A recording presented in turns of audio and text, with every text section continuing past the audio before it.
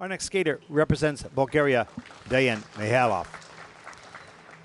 And Deyan struggled in the short program. It wasn't a comfortable performance, and now hoping for redemption in his free skate. Now 101.83 personal best from Baku.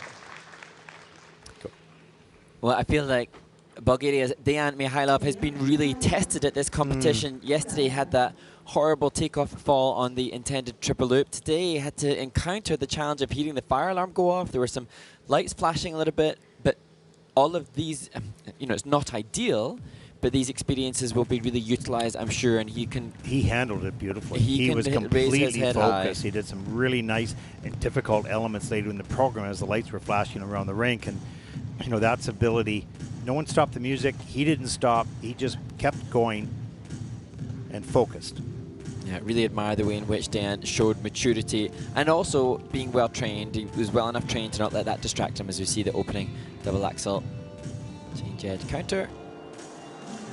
There's the triple loop. Arms a little bit wild in the air. The triple flip after that gets it up into the triple toe loop. That's just excellent. This is before the alarm went off, actually.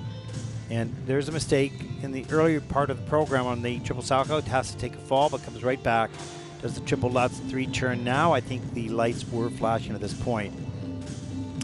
I mean, to be honest, from my experience of, there can be distractions, but because the skater will be so, consumed with the enormity of the challenge of what they've got to do, it's not likely to be a massive impact. But you did see at one point, Deyan, just, what's happening? Yeah. And he regrouped and refocused, and I think now, Coach Andre Lutai and the family and everybody involved will just be probably as proud. They'd be proud anyway, but they're probably particularly proud by the way in which he conducted himself and pushing through that, and also coming back from that really tough short program where he had that horrible fall on the loop.